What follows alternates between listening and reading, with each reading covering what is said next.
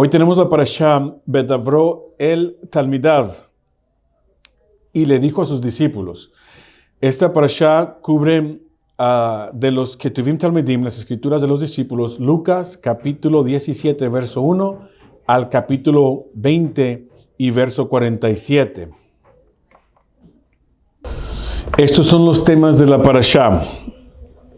Vamos a tocar el tema, el mandamiento más difícil, los buitres y la pregunta, ¿cómo alcanzar la vida eterna? Son dos temas muy interesantes que miramos en esta parashá y los vamos a explicar un poquito mejor.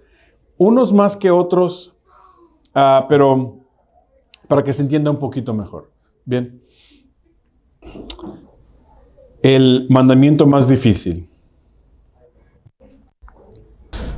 Lucas 17, verso 1 al 6. Comienza diciendo así. Yeshua dijo a sus talmidim, es imposible que no se pongan lazos, pero hay de la persona, o tropiezos, pero hay de la persona que los establece.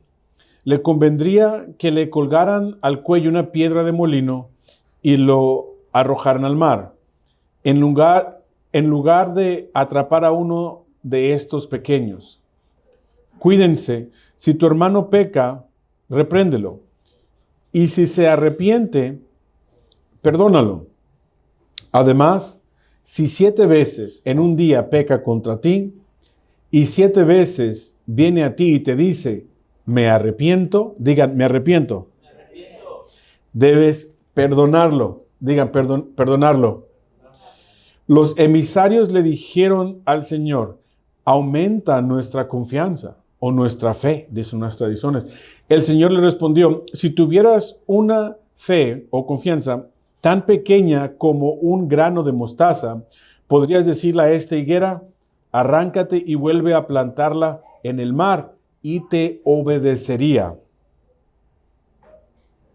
Y en el verso 10 dice, es lo mismo contigo cuando has hecho todo lo que te dijo que hicieras, deberías decir, solo somos esclavos ordinarios, solo hemos cumplido con nuestro deber. Vamos a explicar todo eso. Así comienza esta porción. Y comienza hablando de causar que otras personas caigan, de ser tropiezo para otros. Y acerca del perdón de los que pecan contra ti. Yeshua está explicando que cuando alguien peca contra ti y se arrepiente, dice, debes perdonarlo, aunque lo haga 7 veces en un día. Si peca contra ti y se arrepiente, esa es la clave, digan, se arrepiente. La persona debe de perdonar. Nosotros somos personas que debemos saber perdonar a los demás y no guardar rencor. Debemos de ser como las ollas de teflón, que no se les pega nada, que lo ponen aquí y se desliza y se cae. De esa forma no traemos rencor. Porque cuando no perdonamos, cargamos con rencor. Y eso te come, te molesta. Afecta la relación con la persona.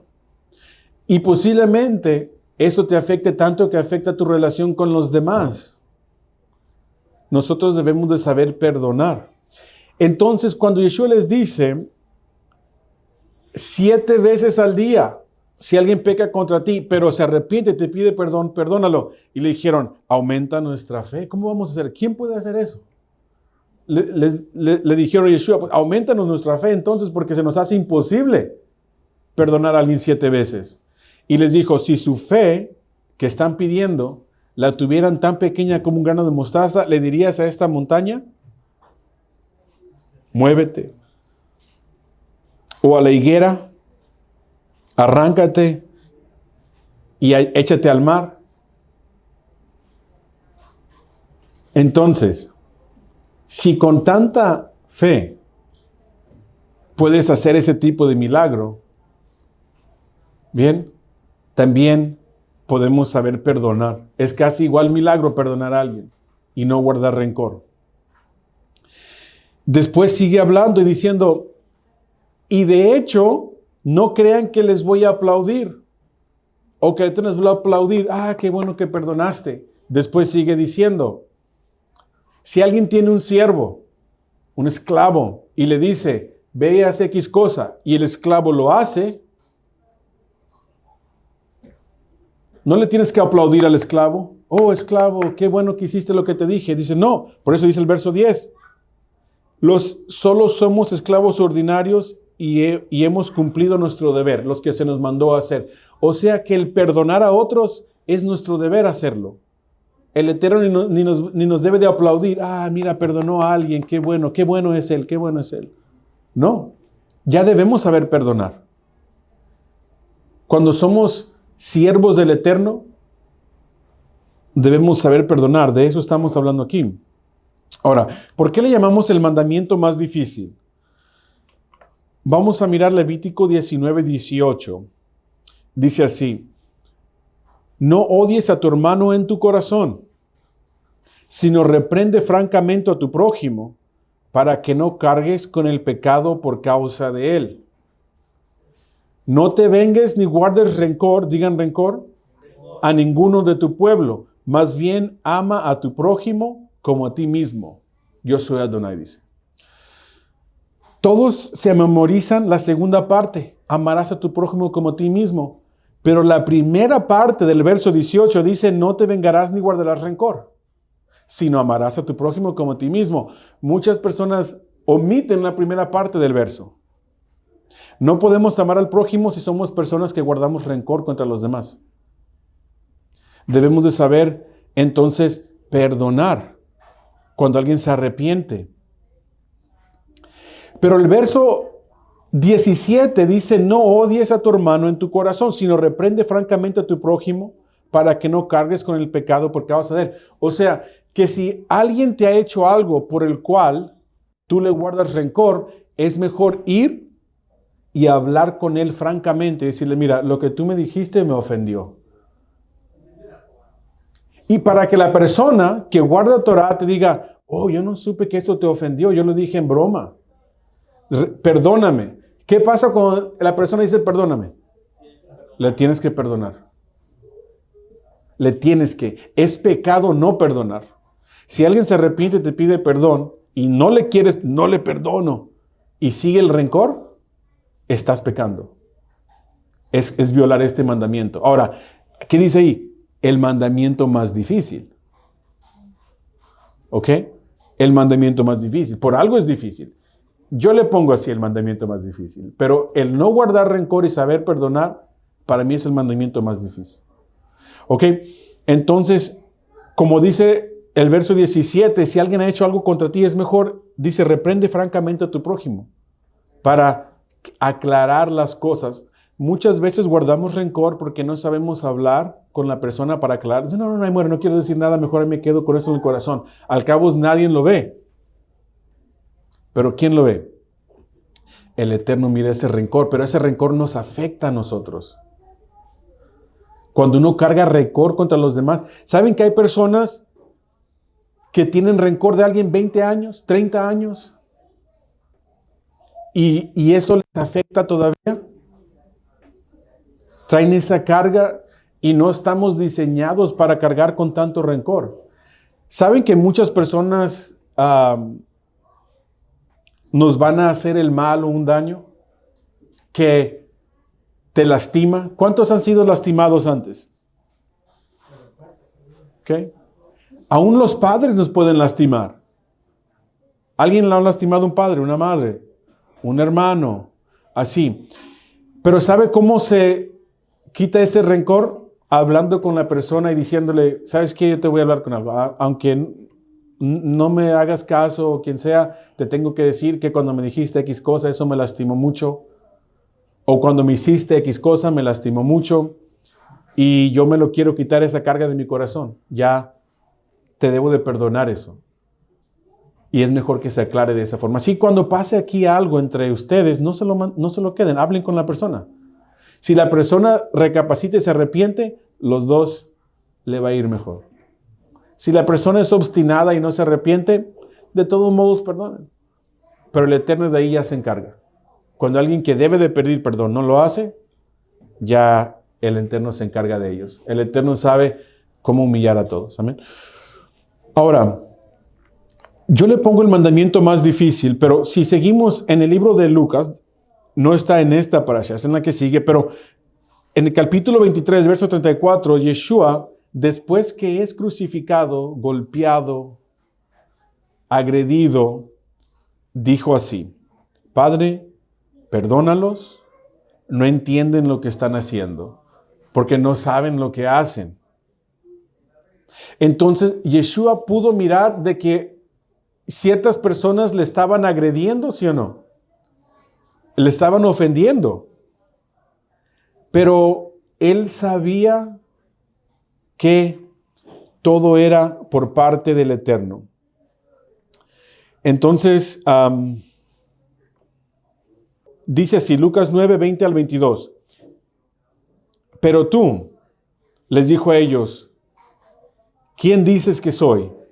Y Kefa le contestó, eres el Mashiach, el Mesías de Dios. Entonces, él le ordenó diciendo, no le digas a nadie en esto.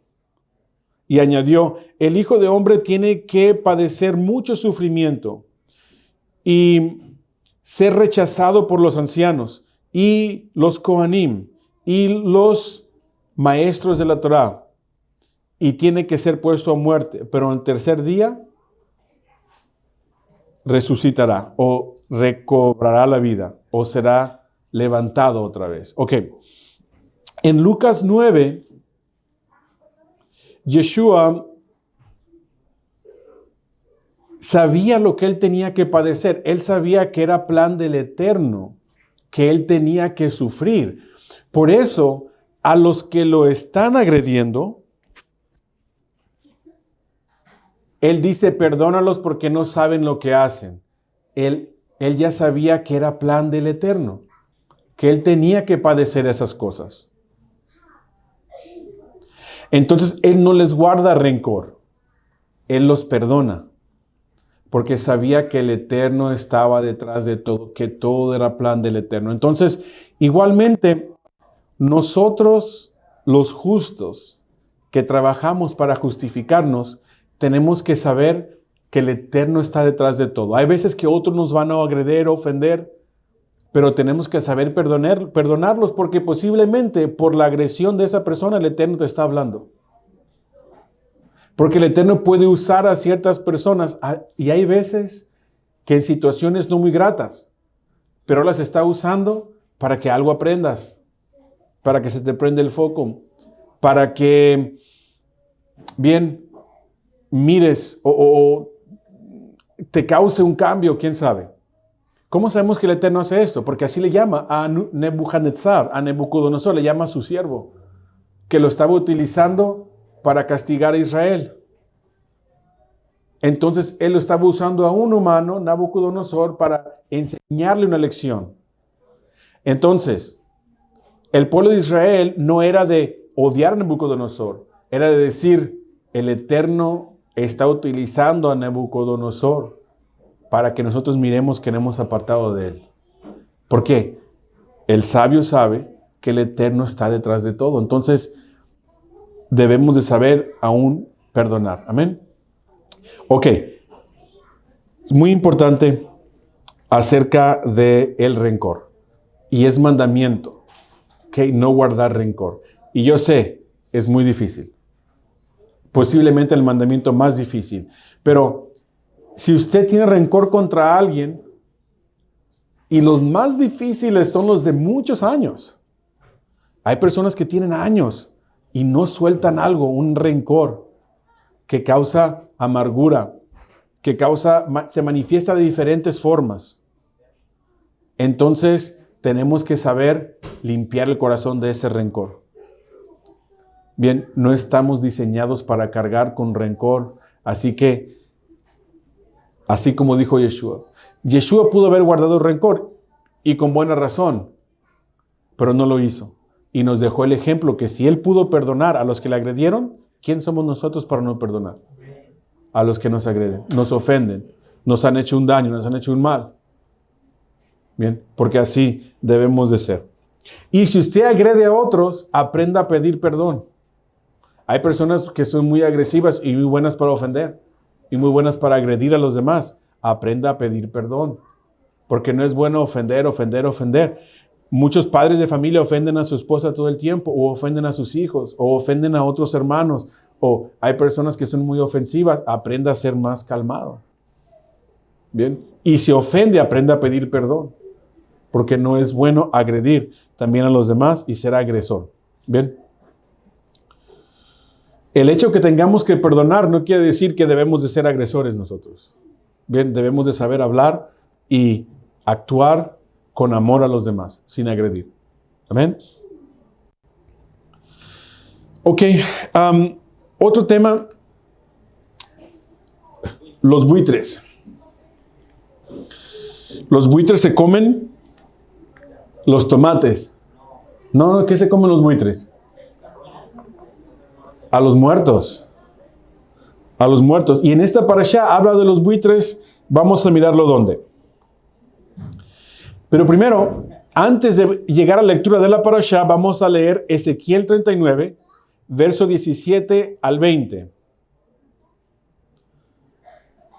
Dice así: en cuanto a ti, hombre, Adonai Elohim dice que debes hablar a toda clase de aves y a todo animal salvaje de la siguiente manera: reúnanse y vengan, reúnanse de todas partes para el sacrificio que estoy preparando para ustedes, un gran sacrificio en los montes de Israel, donde podrán comer carne y beber sangre. Comerás la carne de los héroes y beberás la sangre de los príncipes de la tierra. Carneros, corderos, machos cabríos y toros cebados en Basán, todos ellos. Comerás grasa hasta saciarte y beberás sangre hasta embriagarte con el sacrificio que te he preparado. En mi mesa te saciarás de caballos, de jinetes, de héroes y de toda clase de guerreros, dice el Señor Adonai. Ok. Ezequiel 39, 17 al 20. ¿De qué está hablando? Está hablando de los tiempos del fin. De las guerras de los tiempos del fin, donde en el tiempo del fin el Eterno estará separando entre los buenos y los malos. Y llegará un tiempo que va a haber una mortandad de todos los perversos y las aves de los cielos llegarán a tragárselos a todos. Así dice, ¿no? Ahora, ¿dónde está esa conexión? En el libro de Apocalipsis, capítulo 19, verso 17 al 18. Dice así: entonces vi un gran ángel que estaba de pie en el sol y gritó a gran voz a todas las aves que volaban en medio del cielo, diciendo: venid, reuníos para la gran fiesta de Dios, que Dios da, para comer, digan comer, la carne de los reyes, carne de generales, carne de hombres importantes, carne de caballos y de sus jinetes, y carne de toda clase de gentes, libre y esclavo, pequeño y grande. ¿Ok? Viene el día de los tiempos del fin, donde los buitres van a tener buffet, comida a la saciedad. Ahora, ¿qué leemos en esta porción? Lucas 17, la lectura de hoy, capítulo 30 al 37, dice así: así será el día en que el Hijo del Hombre sea revelado. Ese día, si alguien está en la azotea con sus pertenencias en su casa, no bajará a llevárselas. Del mismo modo, si alguien está en el campo, no debe volverse. Acuérdate de la mujer de Lot. El que se esfuerce por conservar su propia vida, la perderá. Pero el que pierda su vida, vivirá. Les digo que esa noche habrá dos personas en una cama. Una será llevada y la otra será dejada. Habrá dos mujeres moliendo el grano juntas. Una será tomada, digan tomada, y la otra será dejada atrás. Habrá dos hombres en el campo. Uno será tomado, digan tomado, y el otro será dejado atrás. ¿A qué les recuerda esto? ¿Cómo se ha enseñado esta escritura? Que hay un arrebatamiento, un rapto, le llaman, uno será dejado y uno será llevado. Ok, ¿y qué dicen acerca del rapto? Que te quieres ir, ¿no? Te quieres ser llevado, no quieres quedarte atrás. ¿Sí o no? Ok, entonces levante la mano el que quiere. Cuando hay dos en el molino y uno se va, ¿quién se quiere ir? Así se enseña usualmente, ¿verdad? Miren cómo termina. Verso 37 dice, y le preguntaron los talmidim, ¿dónde? Digan, ¿dónde? Dice, uno será llevado. Habrá dos. Uno se queda, uno se va, uno se queda, uno se ha llevado. Y le dicen, ¿para dónde? ¿Para dónde se los van a llevar? ¿Dónde, Señor? Él respondió, donde quiera que haya un cadáver, allí es donde se reúnen los buitres. Ok, una vez más. Y le preguntaron, ¿dónde? Dice, uno será tomado, llevado, uno será dejado, uno será llevado. Dije, ¿para dónde será llevado? Nos dejas en incógnita. Si hay dos en el molino y uno es llevado, ¿para dónde se van? ¿Y qué le dice? Donde quiera que haya un cadáver. ¿Ven aquí el cadáver? Donde quiera que haya un cadáver, ahí se reúnen los buitres. ¿Qué están haciendo los buitres con el cadáver? ¿Quién se quiere ir a eso? ¿Cuál es? Está hablando, mire, ¿cómo comienza? Así será el día que el Hijo de Hombre será revelado. O sea, en los días que vienen, en los tiempos del fin, habrá donde unos van a ser llevados, pero regresen a Ezequiel 39 y Apocalipsis 19. Ahí nos dice quién termina con los buitres. Entonces, desafortunadamente, la iglesia que enseña el rapto, que eso quiere hablar del rapto, están mal.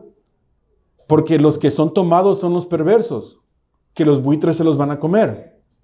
Los que son dejados son los que el Eterno está protegiendo. Entonces, esto se ha enseñado justamente al revés. Ok, pero tienen que conectar los tiempos del fin y los buitres, porque cuando Yeshua habla, está hablando profecía, lo que dicen los profetas. Es la única escritura que existía en ese tiempo. El Nuevo Testamento no existía cuando Yeshua está hablando. Imagínense que Yeshua está hablando, leyendo del libro de Mateo, que no se ha escrito porque es acerca de él. Entonces, no existe el Nuevo Testamento, no existen las escrituras de Pablo. Primera de Tesalonicenses, capítulo 4, no existe todavía. Lo único que él está utilizando para enseñar del tiempo del fin son los profetas, como el profeta Ezequiel.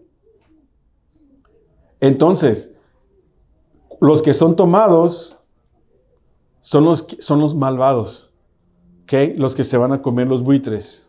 Entonces, es algo que quería aclarar porque no saben, siempre que yo hablo con alguien que ya estudia las escrituras, el tema del rapto y estos temas siempre salen.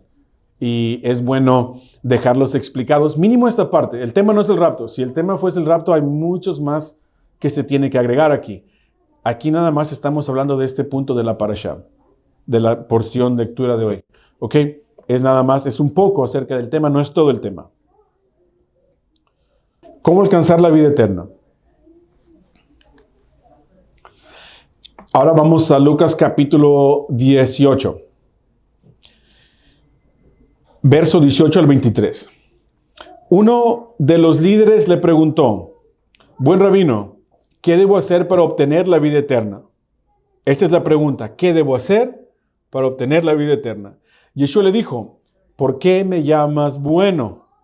Nadie es bueno sino Dios. Ustedes conocen los mitzvot. Ustedes conocen los mandamientos. No cometerás adulterio, no mates, no robes, no des falso testimonio. Honra a tu padre y a tu madre.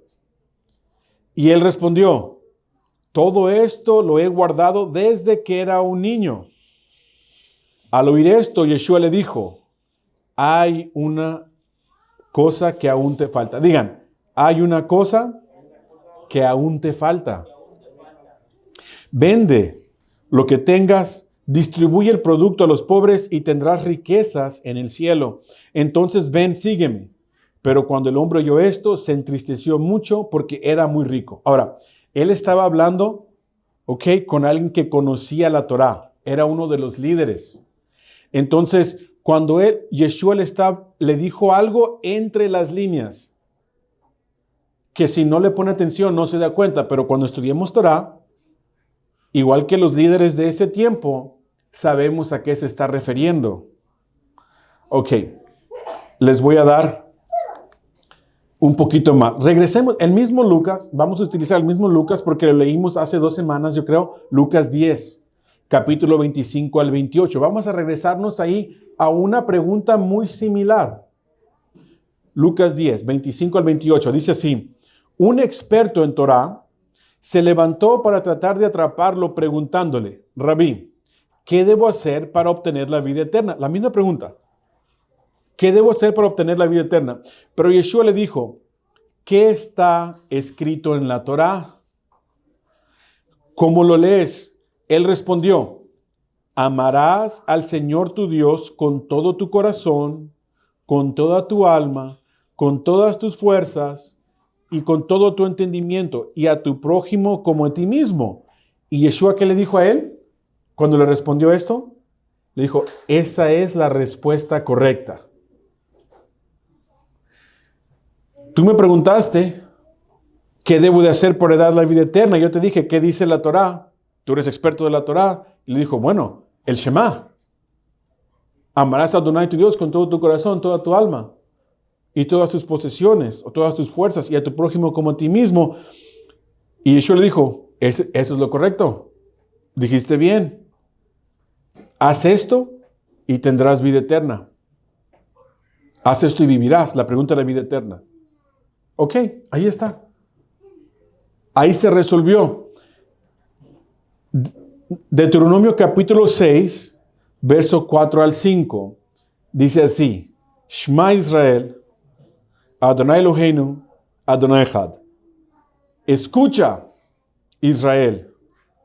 ¿Saben que la palabra Shema está escrito en el binyan piel, en el hebreo, que es el imperativo, que es con signo de interrogación? No es Shema, es Shema. Si quieres que tu hijo te haga caso, ¿cómo lo vas a decir? Escucha, Shema. Así lo dice. Shema Israel, escucha Israel, Adonai tu Dios, Adonai uno es, y amarás a Adonai tu Dios con todo tu corazón. Digan todo tu corazón, con toda tu alma y con todas tus posesiones. En esa traducción, en todo tu corazón, con todo tu ser y con todos tus recursos. Digan recursos. Si este fuese un estudio del Shema, tuviéramos que hablar qué es amar al Eterno con todo tu corazón. Porque Yeshua dijo, hacer tesoros en el cielo, porque donde está tu tesoro, ahí está tu corazón. ¿Dónde está nuestro tesoro? Hablando de toda tu alma, de todo tu ser. ¿Qué quiere decir eso? ¿Qué es amar al Eterno con todos tus recursos? ¿Ok?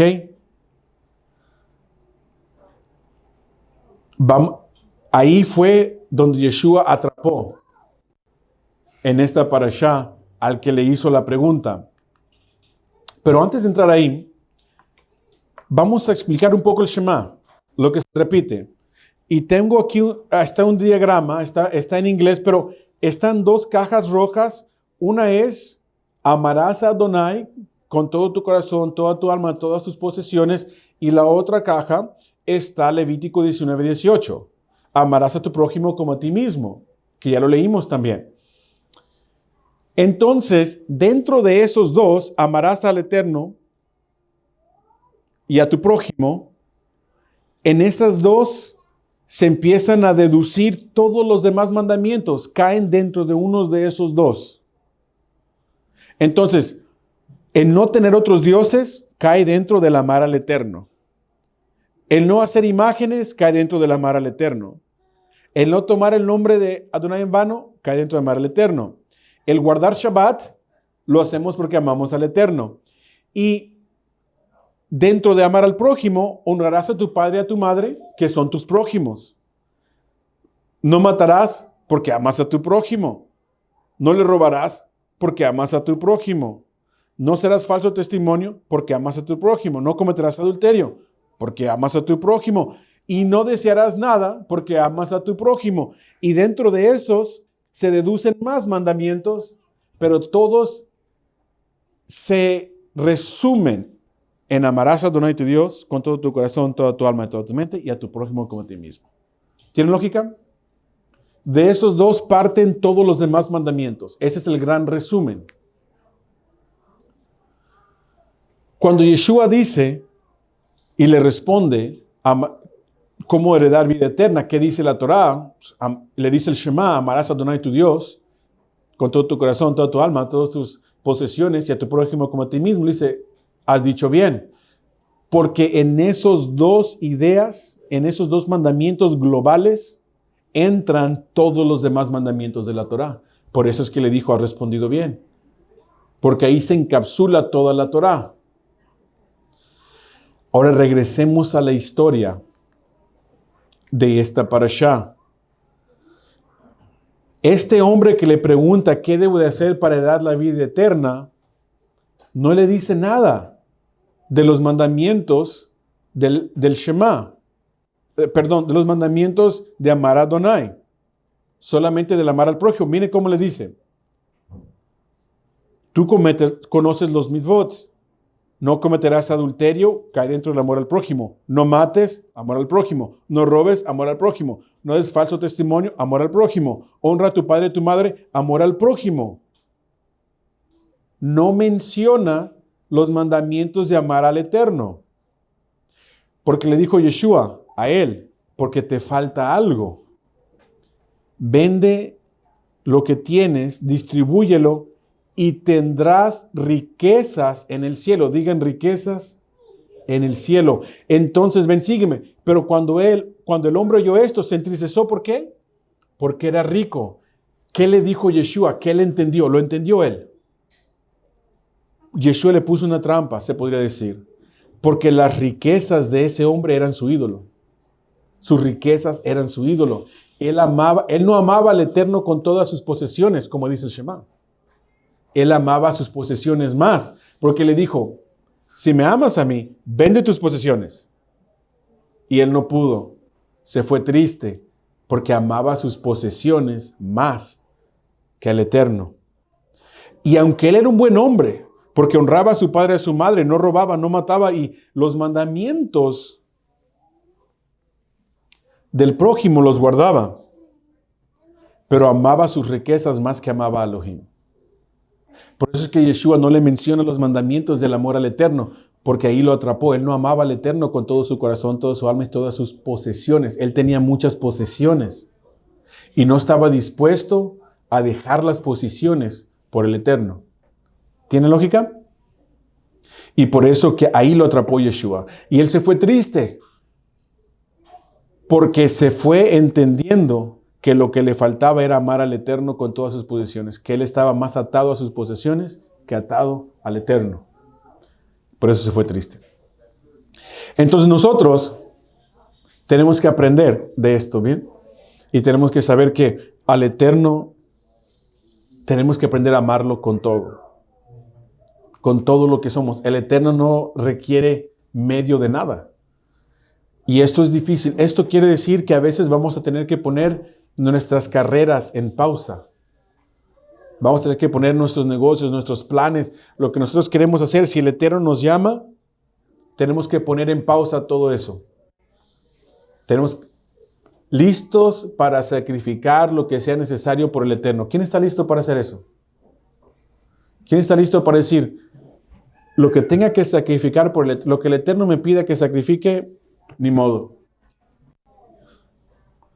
Eso es amar al Eterno con todo.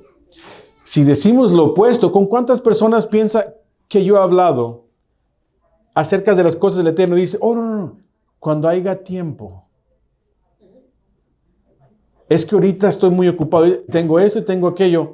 Cuando haya tiempo, tengo pensado hacer X cosa, pero no, para el Eterno tengo planes de hacer cosas grandes. Nada más ahorita no tengo otras cosas que hacer. ¿Qué te dice eso inmediatamente?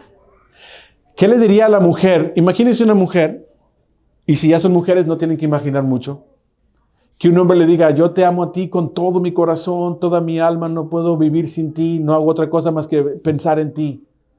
Y dice la mujer, ok, hay que casarnos. Dice, no tengo planes, tengo cosas que hacer. Dame unos 5 años y después te demuestro todo mi amor. ¿Le creen que la ama tanto como le dice? ¿Quién le cree? ¿Nadie se la cree? Ah, están inteligentes. Inteligentes. Así es el Eterno. Alguien puede venir aquí, tirarse en el suelo y decir, Eterno, yo te amo de todo corazón. Ok, dice el Eterno, está bien. Hagamos esto. Y dice, oh, no, todavía no estoy listo. Tengo otras cositas que hacer, tengo que comer unas cosas aquí, tengo planes.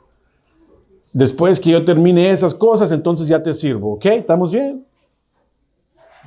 Entonces, es lo que requiere el Eterno. Amén, es todo nuestro corazón. Lo bueno es, Ajim, lo bueno es que cuando el Eterno detecta lo bueno en nuestro corazón, Él nos da los deseos del corazón.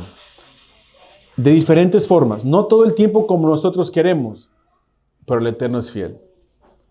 Y el Eterno sabe lo que necesitamos. Y el Eterno siempre provee.